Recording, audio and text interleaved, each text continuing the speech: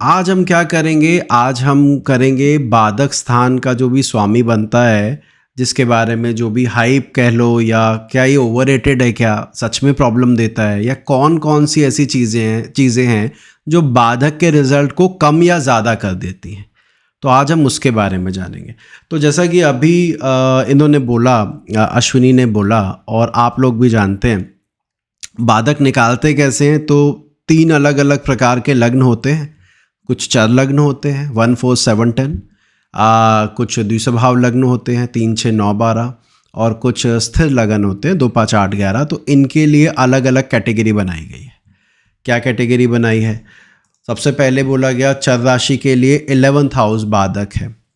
जो भी चर राशि है उसके लिए 11th हाउस बाधक है। एग्जाम्पल के लिए अगर मेरा एरीज लग्न है, मेष लग्न की कुंडली है, तो मेरे 11वें घर में शनि की राशि कुंभ आएगी, तो वो बाधक है, बाधक भाव है, ऐसा इसको कहा गया। अगर मेरा लग्न तुला है तो 11वें में सूर्य की राशि सिंह आएगी, तो वो बाधक है। तो चर राशि में 11वां भाव बाधक कहलाता है। ठीक है। इसके बाद स्थिर राशि में 9th हाउस बाधक कहलाता है, और यहीं से कंट्रोवर्सी चालू होती है। क्या कंट्रोवर्सी चालू होती है कि 9th lord which is considered to be highly benefic, वो बाधक कैसे हो सकता है ना। भाई, नवम आधिपति इतना अच्छा ग्रह है, तो वो बाधा दे देगा, तो फिर वो बाधक और भाग्य दोनों, बल्कि भाग्य तो वो भाव होता है जिससे बाधाएं दूर होती है, उसी के स्वामी को अगर आप बाधक बोल दोगे तो फिर वो कंडीशन समझ से परे है कि ऐसा क्यों हुआ। तो 9th हाउस बाधक होता है। एग्जाम्पल के लिए अगर लियो लग्न है तो बाधक कौन बनेगा प्रीति? लियो 5 मंगल। वेरी गुड, मंगल, क्योंकि लियो लग्न में 9th हाउस में एरीज साइन आता है, तो वो बाधक बनेगा। तो फिर वही सवाल जो मैंने अभी कहा कि वो बाधक ले या ना ले। अच्छा, आगे बढ़ते हैं। द्विस्वभाव राशि हो तो 7th हाउस बाधक कहलाता है। द्विस्वभाव राशियाँ होती है गुरु या बुध की, तो ये बड़ा आसान है याद करना। गुरु के लग्नों में बुध बाधक है और बुध के लग्नों में गुरु बाधक है। सिंपल, इतना सिंपल ये लगता है लॉजिकली, मतलब अगर हम कहें कि डेफिनेशन क्या है, वो तो इतनी सिंपल है, पर ये इतनी सिंपली अप्लाई होता नहीं है। ठीक है, जितना सिंपल इसको अभी हम पढ़ कर लग रहा है। बाधकेश कौन होता है? जब हम बाधक भाव की बात करें तो बाधकेश वो होता है जो उस घर का मालिक हो। जैसे अभी रीमा कह रही थी आज के सेशन में कि बाधक स्थान से ज़्यादा नेगेटिव बाधक लॉर्ड, बाधक भाव के स्वामी का प्रभाव रहता है। तो शी इज़ राइट। कई क्लासिकल बुक ने बाधकेश को बहुत इंपॉर्टेंस दी है कंपेयर टू बाधक भाव। और हालांकि 2017 के आसपास इस पर एक वीडियो मैंने बनाई थी यूट्यूब पर। उसमें मैंने बताया था कि जब मैंने बाधक सीखा तो अलग अलग गुरुओं से पढ़ने का मौका मिला, तो एक गुरु कहते थे कि ये सिर्फ मुहूर्त पे लगाना चाहिए, इसका लगन कुंडली से कोई लेना देना नहीं है। जैसे अगर मान लीजिए मेरा सिंह लगन है, तो मुझे मेष लगन में कोई काम चालू नहीं करना चाहिए, वरना काम रुक जाएगा। समझ में आ रहा है? मेरा मेष लगन है, तो सिंह लगन है, तो मेरे 9th हाउस में मेष आती है, वो बाधक भाव हो गया। तो बाधक वाला लग्न नहीं इस्तेमाल करना चाहिए, वरना काम में, उस काम में बाधाएं आएंगी जिस काम में आप वो मुहूर्त का चयन कर रहे हो। ये समझ भी आता था कि ठीक है, बाधक शब्द ही बाधा का है, तो इसलिए शायद ये हो। उसके साथ साथ बाधकेश की बात भी होती थी कि बाधकेश अगर लगन में चल रहा हो तो वो लगन भी अवॉइड करो मुहूर्त देते वक्त। जैसे सिंह लगन वाला कोई काम करवाने आ रहा है, तो जब मंगल लगन में चल रहा हो, वो वाला लग्न उस कार्य के लिए मत दो, वहाँ पर बाधाएं आएंगी। अच्छा, लेकिन जो और लोगों से पढ़ा तो कई और जो स्कॉलर्स थे उन्होंने जन्म कुंडली पर भी इसके असर के बारे में बताया, तो अब हम उसको भी समझेंगे। हालांकि अश्विनी बोल चुकी है कि वो कार्डिनल साइन के बारे में, और मैंने भी बता दिया है, लेकिन फिर भी आपकी जानकारी के लिए एक बार टेबल दिखा देते हैं कि मेष लगन में 11वें का स्वामी है तो वो शनि बनेगा, वृषभ लगन में 9th का है तो वो भी शनि बनेगा, मिथुन लगन में 7th लॉर्ड गुरु बनेगा, कर्क में शुक्र बनेगा। ऐसे करके हमने ये लिस्ट आपके सामने दिख रही होगी, ये बाधक की लिस्ट होती है। सिंह में ये रहता है जो अभी आप देख रहे हैं, और बाकी आखिरी के 4 लग्नों में ये बाधक है। अब बाधकेश करेगा क्या? अगर बाधकेश कोई बन गया तो क्या कर सकता है? विभा जी आप बताइए। सर उसकी अगर क्वालिटीज आ गई तो वो सूट नहीं करेंगी नेटिव को, अगर उस बादकेश की क्वालिटीज इम्बाइब कर लें तो। आपने कहा बादकेश की क्वालिटी इम्बाइब करेंगे तो नुकसान होगा या दिक्कत आएगी, आपने एक ही बात कही। अच्छा, प्रॉब्लम क्या होगी? जैसा कि बाधा शब्द बता रहा है, ऑब्स्ट्रक्शंस आएंगी, है ना। काम में व्यवधान होगा, काम एक बारी में नहीं हो रहा। लोगों से अचानक विरोध, लोगों से अचानक लड़ाई की संभावना को बल मिलता है। अगर बाधा आएगी, कैसे बाधा आएगी? कोई इंसान रोक रहा है मेरे काम को, इंसान रोक रहा है मतलब कुछ झगड़ा वगैरह या किसी तरह का विरोध का सामना करना पड़े। दूसरा, कार्य आप अपने ढंग से कर रहे हो, औरों के पूरे हो जाते हैं, आपके हर काम में रुकावट आती है।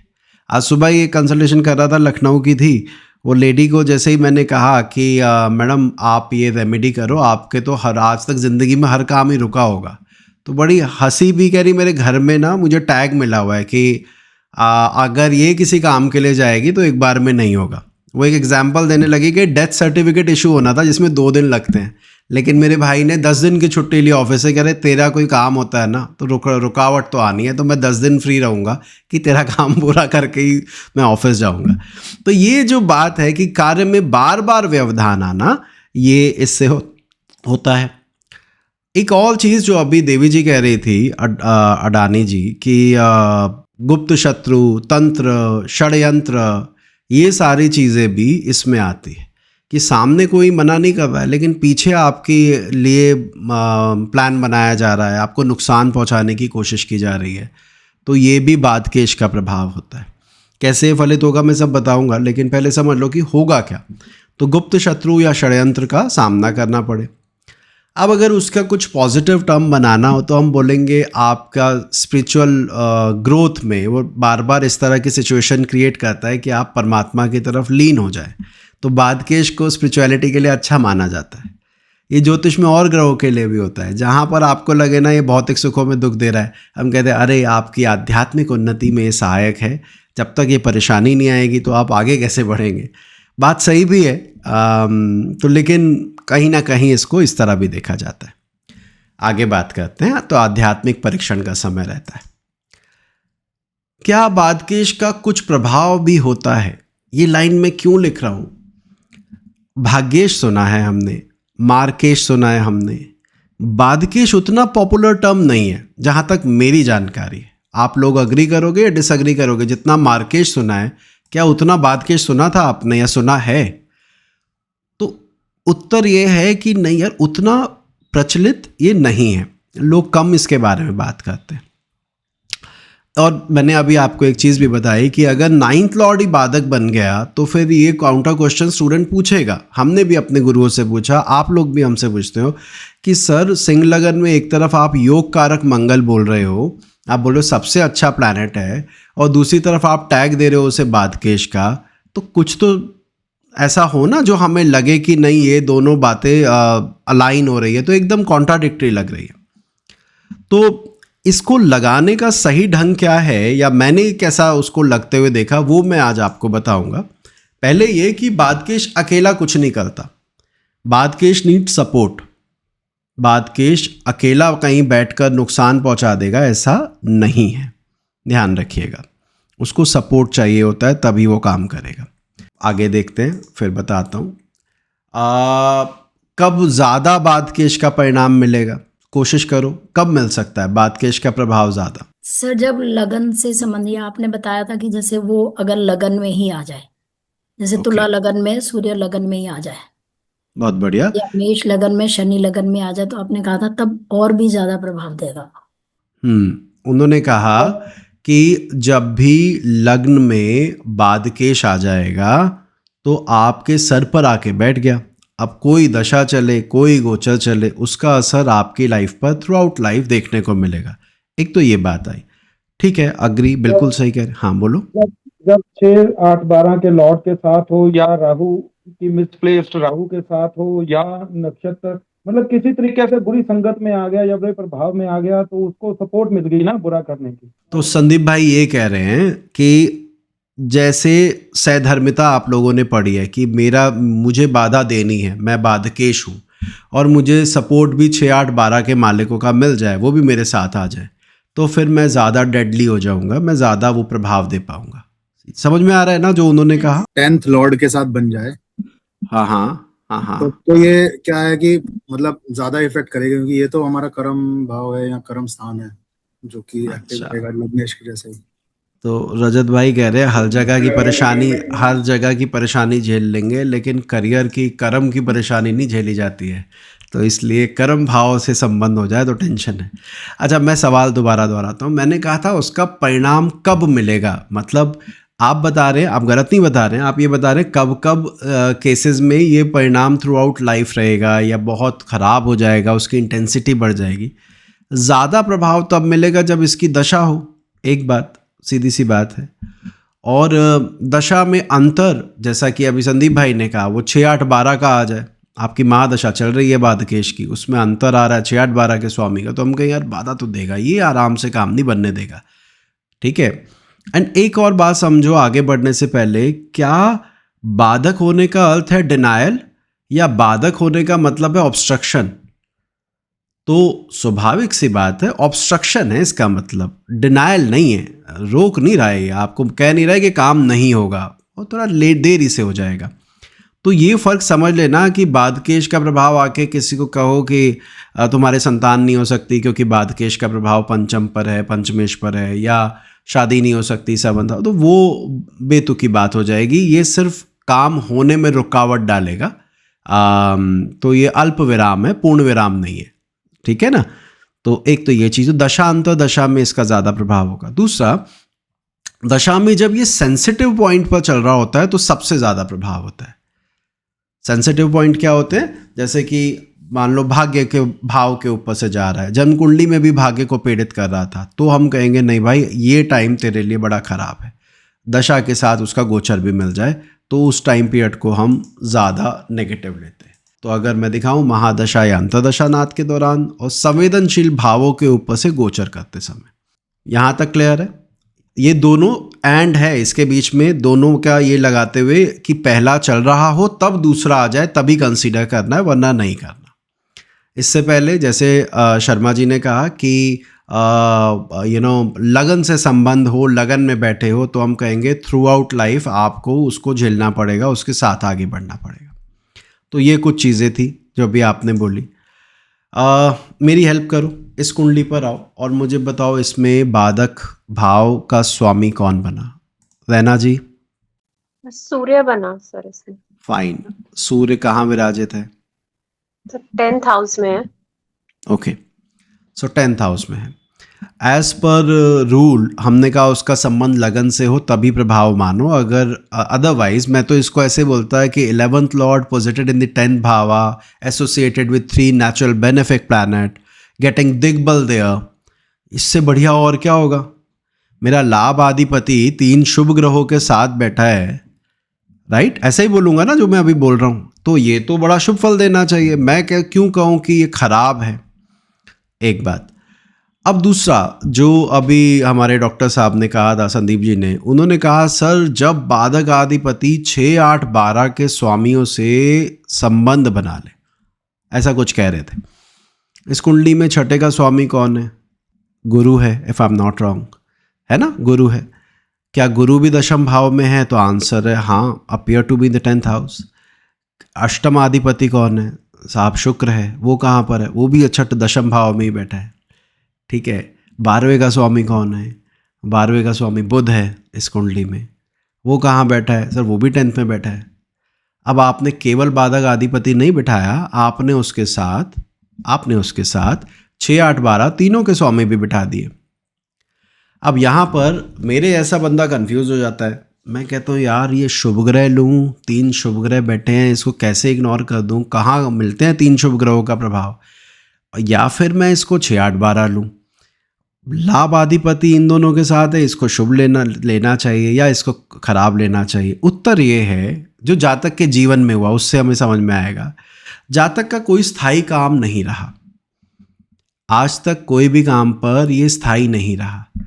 जिस तरह के कार्य में ये लिप्त है, तो बच्चे जब स्कूल में अपने मतलब स्कूल में पूछते हैं कि आपके पिताजी क्या करते हैं, तो ये बेचारे बच्चे ये भी नहीं बता पाते कि हमारे पिताजी करते क्या है।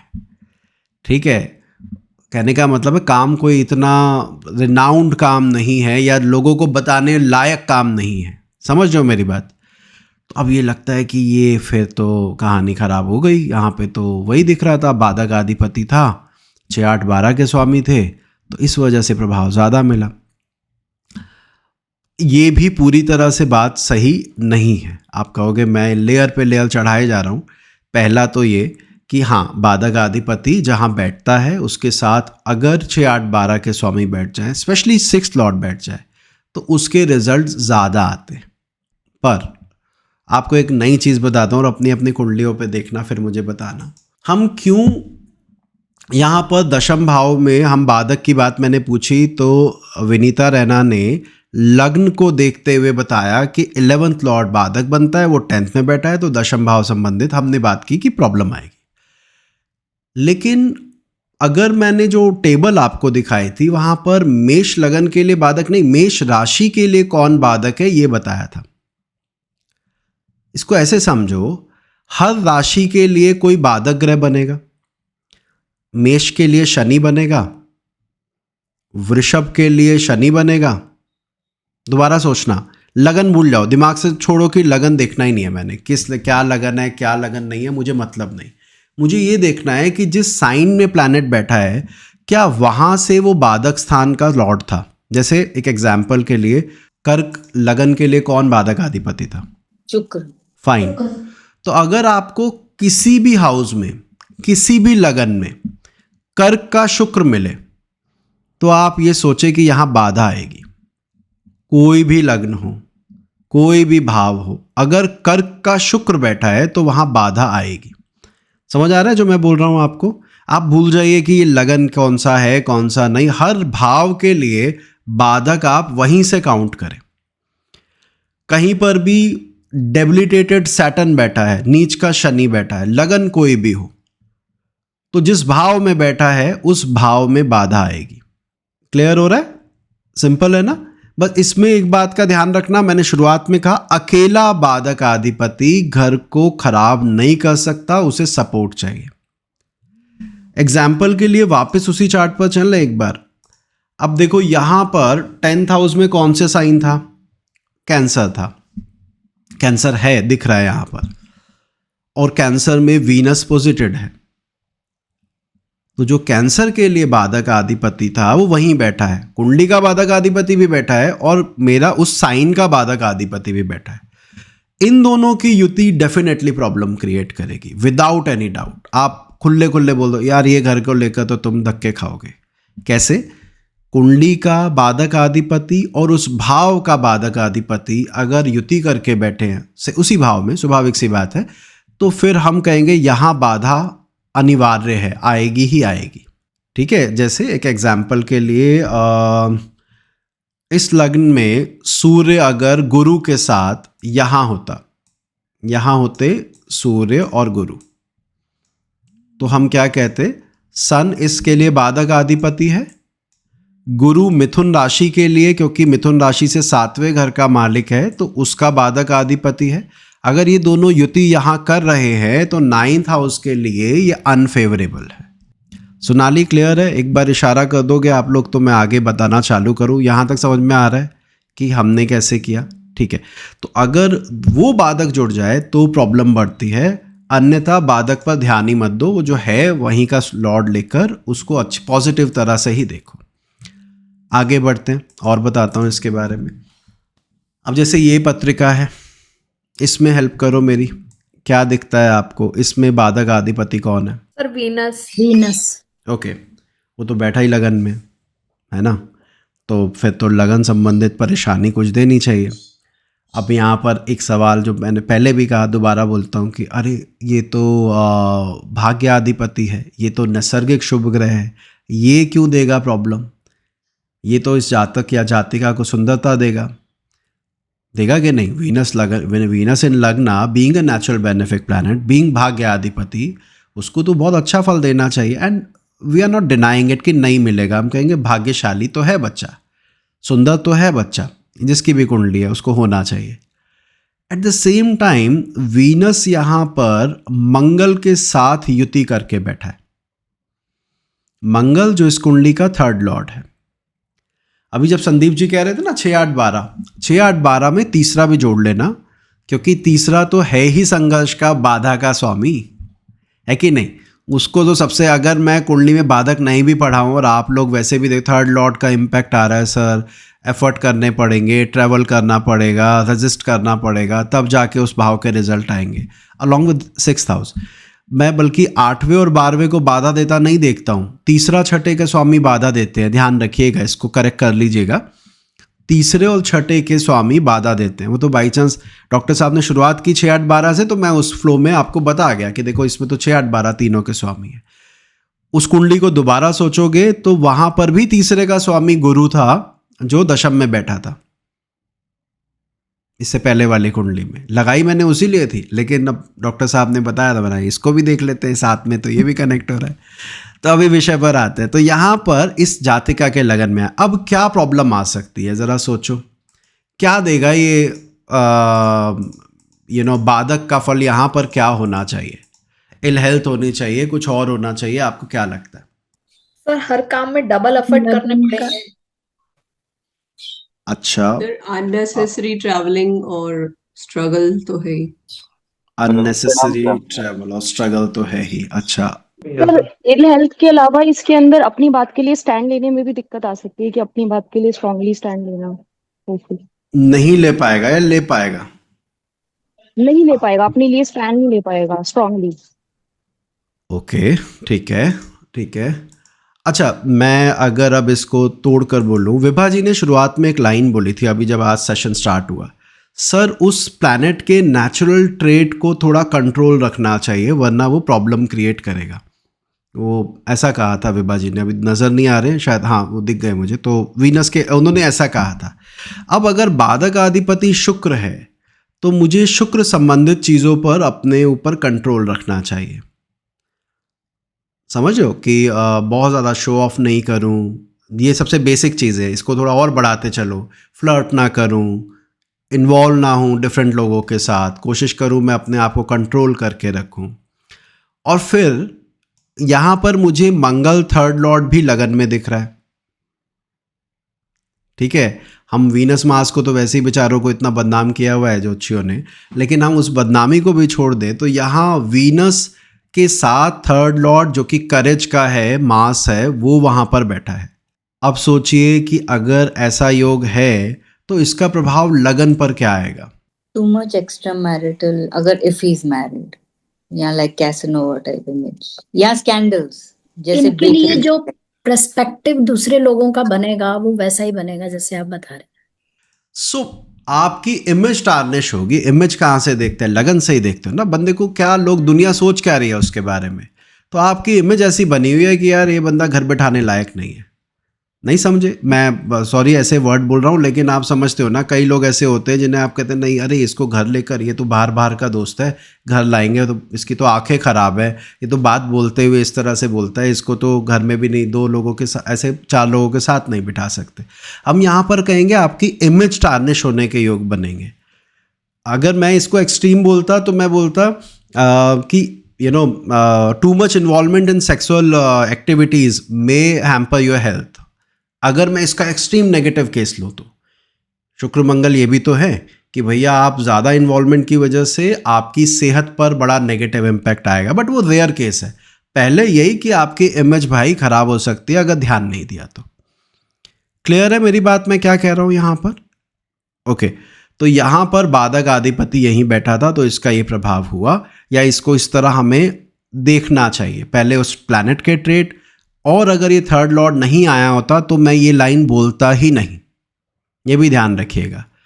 अगर थर्ड लॉर्ड की कंजंक्शन नहीं हुई होती तो ये स्टेटमेंट, ऐसे तो हर कुंभ लगन वाले को बोल देंगे तुम्हारे लगन में शुक्र है भाई साहब, ये गड़बड़ हो जाएगी, तो नहीं बोलेंगे हम जब तक कि वो मंगल के साथ ना हो। अच्छा, यहाँ पर दृष्टि का भी असर मत ले लेना। मान लो किसी के 7th हाउस में शुक्र मंगल हो, 10th हाउस में शुक्र मंगल हो, यही लगन हो, तो हम बोले अरे तो आपके लगन पे दृष्टि आ रही है, तो वो दृष्टि भी नहीं लेनी है, सिर्फ पोजीशन लेनी है। क्लियर है मेरी बात? आगे बोलूं? और चार्ट आएंगे तो और ज़्यादा क्लैरिटी आएगी कि भाई हमें उस भाव के ऊपर इम्पैक्ट लेना है। एक और इम्पॉर्टेंट चीज़, बादकेश जिस भाव का स्वामित्व जिस उसके पास होता है उसको वो हानि नहीं पहुंचाता है, ठीक है? वो उसको क्यों नुकसान पहुंचाएगा? जैसे अभी 9th लॉर्ड होके लगन में था, हम कहे 9th हाउस खराब हो जाएगा, तो हम ये नहीं बोलेंगे, ठीक है? हम बोलेंगे उस घर के लिए कोई दिक्कत नहीं, जहां बैठा है प्रॉब्लम वहां देगा, बाधा वहां देगा, ना कि जहां की लॉर्डशिप है। बेसिक प्रिंसिपल है, मेरे ख्याल से आप इसको समझ गए हैं, ये तो वैसे भी पता होना चाहिए। अब बादकेश का मैं अभी तक जो बोला उसके बेसिस पे मैं रिपीट करता हूँ। पहले मैंने बोला बादकेश का संबंध अगर तीसरे छठे के मालिक के साथ हो तो बाधा आएगी, अन्यथा उसको बादकेश की तरह मत ट्रीट करो। दूसरा मैंने आपको क्या बोला, उस राशि का बाधक अधिपति भी वहीं पर बैठा हो और कुंडली का बादकेश भी बैठा हो तो प्रॉब्लम आएगी। दूसरा, उस राशि का बाधक अधिपति तीसरे छठे के स्वामी के साथ हो तो भी बाधा आएगी। कुंडली का बादकेश छोड़ दो, उस राशि का, जिस राशि को भी आप देख रहे हो, उस राशि का जो स्वामी है, जो बाधक अधिपति है वो वहीं बैठा हो, साथ में तीसरे छठे के स्वामी बैठ जाए तो बाधा आएगी, ठीक है? अब बाधा के प्रकार क्या क्या है, ग्रह के नैसर्गिकता के आधार पर ही बात करेंगे। जैसे अगर मंगल बादकेश के साथ बैठ जाए तो गुस्सा, लड़ाई झगड़ा, तैश में आके सुना दिया, इस वजह से बाधा आएगी। समझ में आ रहा है? राहु के साथ है तो अज्ञात, भय, भ्रम, गलतफहमी के शिकार हो गए, किसी को कुछ बोल दिया, बाद में पता लगा वो तो ऐसा था ही नहीं, इस वजह से प्रॉब्लम आएगी, ठीक है? वो मूवीज़ में सीन चलता है ना, घर के मालिक को बोलते हैं जाओ रामू काका घर के मालिक को बुला के लाओ, उनसे बात करनी है। वो माली पानी दे रहा होता है पौधों में, कहता है जी मैं ही मालिक हूँ। ऐसे कई बार सीन दिखाते हैं। तो आपकी गलतफहमी सामने वाले को नुकसान पहुंचा दे कि आपका वहाँ पे कनेक्शन ही ना बने, तो ये चीज़ वहाँ पर देखने को मिलती है। आगे केतु है, हालांकि आध्यात्मिक बाधा इसको बोलना गलत होगा, अननोन रीज़न से प्रॉब्लम आ रही है, कोई लॉजिकल रीज़न नहीं है। जज साहब पेशी वाले दिन, जिस दिन मुझे बरी करना था उसी दिन बीमार पड़ गए, डेट आगे की मिल गई, अब बंदा जेल में हफ्ता और बिता के आ रहा है। वो कह रहा कोई लॉजिकल रीज़न तो हो, बताओ मेरे कंट्रोल में नहीं, बंदा सामने आया नहीं, उस दिन बुखार हो गया। ऐसे रीज़न जो आपके बियॉन्ड योर कंट्रोल है वो देता है केतु, अगर वो बादकेश के साथ युति करे। शनि के साथ है तो सुस्त है काम भैया, धीरे धीरे होगा, हो जाएगा, अभी आराम से सब्र से करो तो काम होने के योग बनेंगे। मंगल का मैं बता चुका हूँ, तो मैंने जानबूझ के क्रूअल प्लैनेट लिए। क्या ज्ञान की वजह से बाधा आ सकती है? आ सकती है सर, ईगो ओके, आ सकती है। क्या प्रेम की वजह से बाधा आ सकती है? आ सकती है सर, आ सकती है सर। मैं आपको एग्जांपल दूं, मेरा हस्बैंड मुझे मारता है, मेरा हस्बैंड एडिक्टेड भी है, लेकिन मेरा ना इतने साल उसके साथ बिता चुकी हूँ, अब उसको छोड़ नहीं पा रही हूँ, मेरा दिल उससे हटता ही नहीं। आप कह रहे हो भाई तेरी ज़िंदगी की सबसे बड़ी बाधा है, पर आप छोड़ नहीं पा रहे हो क्योंकि वो जैसा भी है वो नहीं छोड़ सकती। तो यानी प्रेम की वजह से ही बाधा आती है, यानी शुक्र भी बाधा दे सकता है, ज्ञान भी बाधा दे सकता है, ओवर थिंकिंग यानी बुद्ध जिससे हम देखते हैं वो भी बाधा दे सकता है, ठीक है? तो ये ध्यान रखना, हर ग्रह की बाधा, मैं इस पे नहीं जाऊंगा, वो आप समझते हो कौन से ग्रह से क्या देखते हैं, इतना तो आपको पता ही है। तो वो ग्रह वैसी ही बाधा देगा। मैं यहाँ पर रिपीट कर दूं, वहाँ पर आपने पढ़ा हो तो युति लिखा था, बादकेश के साथ संबंध लिखा था, केवल वो बादकेश बन जाएंगे तो ये नहीं लगाना, ठीक है? बादकेश के साथ अगर ये बैठे हों तो लगाना है, वरना नहीं लगाना। अच्छा जी, आगे देखते हैं। तो मंगल के साथ आक्रामक विरोध, ये मैंने आपको बताया। क्या करें? अभी और केसेस देखेंगे, बट उससे पहले आपसे पूछूं उपाय क्या करें किस की बाधा दूर हो जाए? बताओ क्या उपाय करने चाहिए? वो उपाय ऑफ द एसोसिएटेड प्लैनेट या अफेक्टेड प्लैनेट, कैरेक्टरिस्टिक्स को कम करना चाहिए प्लैनेट से रिलेटेड। नेचुरल बिल्कुल। अच्छा, एक जेनेरिक वे में विघ्न हलता, बाधा हलता हमारे गणपति जी हैं, राइट? तो अपन सबसे पहले तो उन्हीं की शरण में जाएं, ठीक है? आपने सुना होगा जो निर्विघ्नम कुरु मे देव सर्व कार्येषु सर्वदा, आप उन्हीं से कहें कि भैया बाधा आप हरें, तो हर काम की शुरुआत स्पेशली उस हाउस से रिलेटेड करने से पहले वो करें। लोग गणपति मंदिर में जाके शादी का कार्ड दे के आते हैं, शादी तय होते ही सबसे पहला कार्ड वहाँ जाके, क्योंकि भैया शादी आराम से निपट जाए। तो जो निर्विघ्न के सबसे बड़े देवता, आप जो उपाय बता रहे हो गलत नहीं बता रहे हो, रूट कॉज पर ही जाएंगे हम, लेकिन पहला उपाय जो भी ये है, इनकी आराधना। एक ऐसा ही मंत्र होता है माँ का, सर्व बाधा विनिर्मुक्तो धन्य धान्य सुतान्विता, सुना हो शायद आपने, वो भी बहुत अच्छा मंत्र है। उस भाव से जुड़ा जब भी कोई काम करें तो प्रयास करें इस मंत्र के साथ उसमें काम में लिप्त हो। वो सुना है ना ये सर्व बाधा विनिर्मुक्तो धन्य धान्य सुतान्विता मनुष्यो मत प्रसादेन वाला, तो वो अगर आप पढ़ सकते हैं वो पढ़ें, डिपेंडिंग कि आप किन को फॉलो करते हैं, आपके इष्ट या आप किन में का ध्यान लगता है। दूसरा, ये तो रहा पहला उपाय जो कहा गणपति की आराधना। दूसरी सबसे बड़ी रेमेडी इससे जुड़ी, लग्नेश को मजबूत करो। भाई लड़ना तो तुम ही ने, अब प्रॉब्लम तो आएगी, हार क्यों माननी, अब करो अपने लग्नेश के ऊपर ध्यान दो, उसी को स्ट्रॉन्ग रखो तो हार नहीं मानोगे। और इसके बाद जो तीसरी चीज़ आती है वो आती है त्रिकोणाधिपति, जो भी बाधक भाव से संबंध बना रहा हो उसे बल देना। मतलब अगर मेरा कोई त्रिकोण का स्वामी किसी बाधक भाव, मुझे पता है यहाँ पे दिक्कत है, वहाँ त्रिकोणाधिपति का संबंध बन जाए तो उस त्रिकोणाधिपति पर फोकस करो, वहाँ से रेमेडी निकालो कि ये अगर मेरा साथ रहेगा तो मेरा काम बनेगा। ठीक है, वो जैसे शुक्र है तो पत्नी के द्वारा बनेगा, गुरु है तो गुरु के द्वारा बनेगा, उस ग्रह के नैसर्गिक कारकत्वों से ही देखो कि उपाय वहीं से निकलेगा, बाधा वहीं से दूर होगी। इसको हम ऐसे समझना है। अब ये आगे बढ़ूं उससे पहले शुरुआत में आज रीमा ने एक बात कही थी कि सर छठा भाव का कुछ उन्होंने सुना है कि छठे भाव में बात के छठे भाव में हो, तो दोबारा दोहराना, वो क्या बोल रही थी तुम? सर प्रेत बाधा होती है, ऐसा सुना, प्रेत बाधा होती है, मे बी ब्लैक मैजिक और सो उन्होंने कहा, उन्होंने कहीं सुना या देखा कि साउथ में ये माना जाता है कि बाधक आधिपति का 6th हाउस में होना ये देता है। मैं ये कहूँगा कि बाधकेश का छठे के स्वामी से संबंध होना भी षड्यंत्र, गुप्त शत्रु, आपके पीछे ऐसा काम किया जा रहा है आपको आपके खिलाफ करने के लिए, ऐसा माहौल बनाया जा रहा है कि आपका काम ना हो, उसके योग बढ़ जाते हैं। तो शी इज़ एब्सोल्युटली राइट। मैंने बोला भी था तीसरे और छठे के स्वामी बाधा को बढ़ाते हैं, राइट। तो अगर वो मिल जाए और फिर हम इसको देखें तो प्रॉब्लम थोड़ा इंटेंसिफाई हो जाती है। वहाँ आप बोलोगे तो क्लाइंट बोलेगा कि हाँ इस घर के इश्यूज आ रहे हैं, ठीक है। तो इसको इस तरह समझिएगा। काला जादू होता है कि नहीं, मैं इस पर अभी चर्चा नहीं करूँगा, अभिचार वगैरह ये सब होता है कि नहीं, उच्चाटन, वशीकरण, लेकिन ये माना जाता है कि इस तरह का प्रभाव आपके ऊपर जल्दी हो सकता है। अब चलिए इस कुंडली पर आइए, इधर बताइए मुझे कि कौन कौन से ग्रह उस भाव के लिए बाधक स्थान में बैठे। दोबारा बोलूं, जैसे राहु बैठा है धनु में, अब हमें पता है धनु के लिए बाधक बुध होता है, पर बुध तो यहाँ नहीं बैठा, छोड़ देते हैं। शनि बैठा है मकर में, मकर के लिए बाधक मंगल होता है, वो भी नहीं बैठा। चंद्रमा बैठा है यहाँ पर, चंद्रमा अब मीन राशि के लिए बाधक बुध होता है, तो ये भी यहाँ नहीं है। घूमते घूमते घूमते हम पहुँच गए फिर कर्क राशि, फिर दशम भाव में बैठा शुक्र बाधक बनता है इस राशि के लिए, है ना।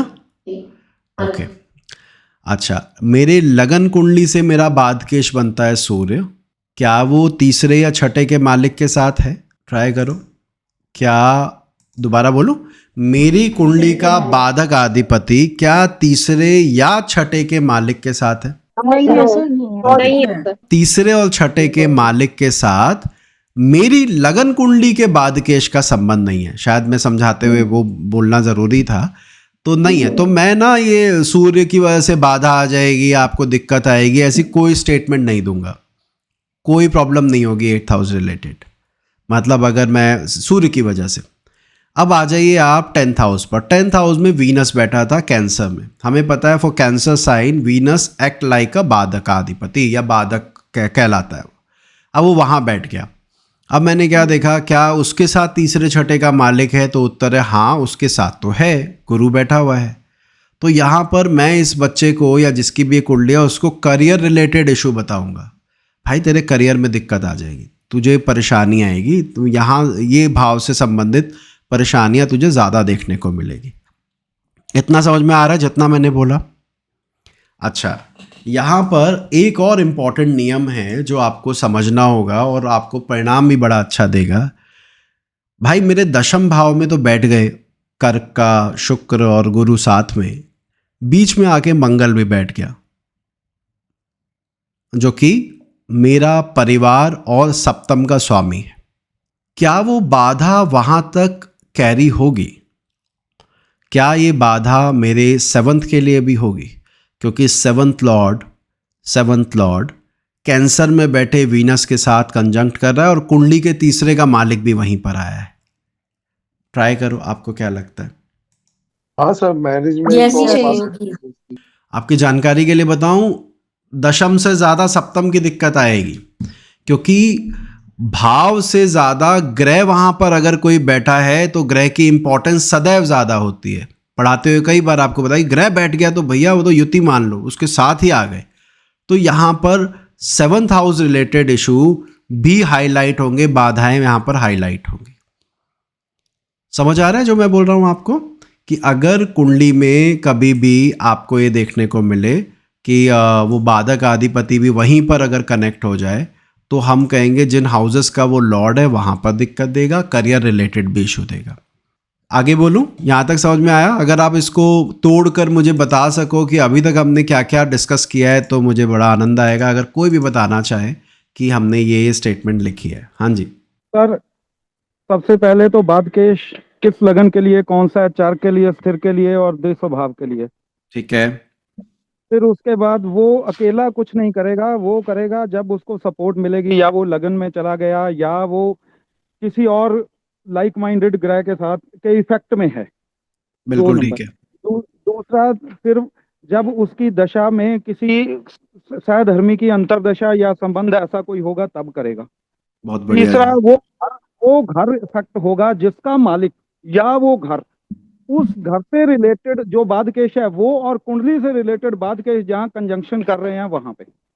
बहुत बढ़िया जी, पर बहुत बढ़िया। सिर्फ एक कंफ्यूजन है कि नेचुरल सिग्निफिकेशन बादकेश की बाधा करेंगी या जो बादकेश का एसोसिएटेड प्लैनेट है 3rd 6th उसकी करेंगी, ये या दोनों की करेंगी? क्योंकि आपने बोला उपाय 7 वाले का निकलेगा। उपाय 7 वाले का नहीं, उपाय त्रिकोण अधिपति अगर कोई वहां पर उसको प्रभावित कर रहा है तो उसको बल कर देने से होगा। अच्छा, आपकी बात मैं समझ गया। आपने अभी हमने यहाँ पर ये भी कहा कि जो साथ में बैठा, राहु बैठा है तो वो भय देगा। अलग अलग ग्रहों के अलग अलग रीजन बताए। हमने कहा उस ग्रह की बाधा से ज़्यादा जो साथ बैठा उसके प्रभाव को लो, उस वजह से दिक्कतें आएंगी। ये बात मैं दोबारा दोहराता हूँ कि ऐसा ही हमने देखना है। हाँ, अगर बादकेश केवल अकेला भी लगन में बैठा है तो उसके नेचुरल ट्रेट लिमिट में रखने से फ़ायदा रहता है। वो मैंने आपको बोला भी है कि उसको बहुत ज़्यादा मत बढ़ने दो। हालांकि वो ऐसा नहीं कि इमेज खराब कर दे, बाकी अकेला नहीं करेगा जब तक उसको साथ ना मिले। ठीक है। लाइक माइंडेड ग्रह जब इन्होंने कहा तो वो थे तीसरे छठे के मालिक और एक वक्री ग्रह, कोई भी वक्री ग्रह। वक्री का तो मतलब ही है धक्के खाना, आगे जाके पीछे आ जाना, फिर दोबारा वापसी उसी पाथ पे। वक्री का मतलब क्या है? जिस पाथ से आप गुजर चुके थे आप उसी पर वापस जा रहे हो, यही मतलब है ना। तो फिर ये बाधा का ही तो संकेत है कि आप वापसी उसी मार्ग पर हो जो कवर कर चुके थे। तो तीसरा, छठा और वक्री ग्रह ये बादकेश के साथ कंजॉइंट होकर प्रॉब्लम की इंटेंसिटी को बढ़ा देते हैं। ठीक है। तो ये अभी तक हमने डिस्कस किया और फिर हमने ये कुछ उपाय पर बात की कि कब कब इसके उपाय हम और कैसे कर सकते हैं। तो अभी एक चार्ट और देखते हैं। इस चार्ट पर आप लोग बोलेंगे और ढूंढो कि कौन कौन से ग्रह अपने से बाधक स्थान में जाके या वहाँ के लिए बाधा क्रिएट कर सकते हैं और क्यों। मज़ा आएगा आज आपको सुनने में। जो भी तैयार हो वो रेज हैंड कर देना, फिर हम उन्हीं के पास आएंगे। ये जो कुंडली आपके सामने है, इसमें किस किस भाव को लेकर बाधाएं आ सकती हैं और क्यों? यहाँ पे 11th लॉर्ड बनता है बाधकेश मार्स, लेकिन वो किसी के साथ नहीं है। पर उस पे मैं देख रही थी किसी की दृष्टि भी नहीं आ रही, मुझे दिख रही। करेक्ट जुपिटर की आती है, बट फिर भी दृष्टि तक हमको जाना ही नहीं है, कंजंक्शन होनी चाहिए। हाँ, दृष्टि तो होनी नहीं है और युति नहीं है किसी के साथ भी। सो जो बाधक की वजह से मंगल को हम वो देते, टैग देते, वो हमने उससे छीन लिया कि नहीं ये बाधक नहीं है। अब आगे बढ़ते हैं। हाँ जी, रैना जी। सर इसमें 4th हाउस जो है उसमें फर्स्ट राशि है, एरीज है, जिसका बाधकेश सैटर्न है, वो उधर ही बैठा है, और साथ में 3rd लॉर्ड जुपिटर भी बैठा है। तो 4th हाउस के रिलेटेड मुझे प्रॉब्लम्स इसमें नजर आ रही होंगी। ओके, एक आवाज़ आई कि सर सैटर्न एरीज का है और मेष राशि के लिए 11वें घर का मालिक बाधकेश होता है। इस आधार पर यहाँ शायद ये शनि बाधा दे सकता अगर इसकी तीसरे या छठे के मालिक से युति होती, और वो इन्होंने कहा है इस कुंडली में जुपिटर 3rd लॉर्ड 4th में ही बैठा है। ऐसा ही कह रहे हैं आप? जुपिटर 3rd लॉर्ड 4th में ही बैठा है, प्लस और रेट्रोग्रेड भी है, प्लस वो वक्री भी है। तो मुझे ये कहना चाहिए कि 4th हाउस यानी डोमेस्टिक लाइफ रिलेटेड इशू इस जातक के जीवन में ज़्यादा आएंगे या प्रॉब्लम आने के योग है। सही है? सभी को समझ में आया जितना भी बोला? ओके। अगर मैं सन पर फोकस करूं तो सन इस कुंडली में लीब्रा में बैठा है, और लीब्रा के लिए वो भी बाधक आधिपति है, मतलब वहाँ से 11वें का स्वामी है। अब लेकिन वो तीसरे या छठे के मालिक के साथ नहीं बैठा। अगर होता तो हम उसके कर्म पर चले जाते कि भैया इसके प्रोफेशनल लाइफ पे दिक्कत आएगी। ना ही वो जन्म कुंडली के बाधकेश मंगल के साथ है। तो यहाँ पर सूर्य रिलेटेड इस तरह के नेगेटिव रिजल्ट हम नहीं बोलेंगे। वो डेबिलिटेशन में है, 8th लॉर्ड ओके है, वो सब बात वो है अपनी जगह, उसको हम बोल देंगे, लेकिन वो बाधा वाले शब्द हम यहाँ पे यूज़ नहीं करेंगे। अब जिसका आप चार्ट देख रहे हैं, ये गुड़िया की डोमेस्टिक लाइफ काफ़ी, she is too young, but घर का माहौल बहुत अच्छा नहीं है। प्लस जातिका ने प्रेम विवाह किया बहुत जल्दी, बहुत छोटी सी उम्र में, और लोगों ने समझाया मत करो मत करो, लेकिन उसके बावजूद भी जातिका ने किया। और उसके बाद अब वो वहाँ पर परेशान हो रही है, लेकिन वो वापस आ नहीं रही है क्योंकि लग्नेश वक्री है। कहने का मतलब है क्योंकि जातक कि भाई मैं कैसे ऐसी बात मान लूँ कि मैंने गलत किया, मैं गलत कर ही नहीं सकता हूँ।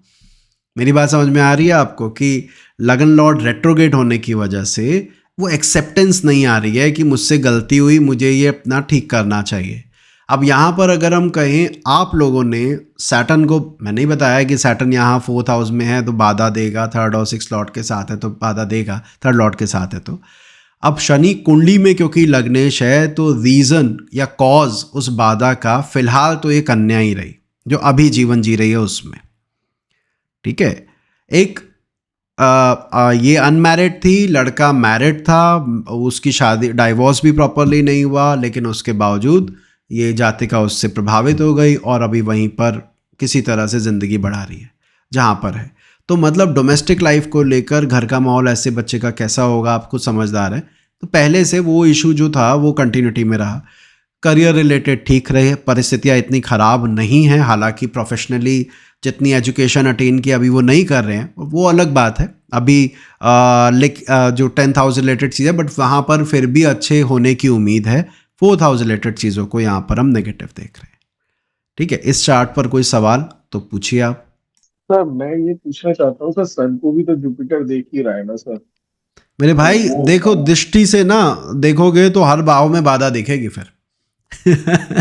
आप एक बात समझना, देखो तीसरा, छठा और वक्री ग्रह, मैंने आपको ये 3 टर्म दिए।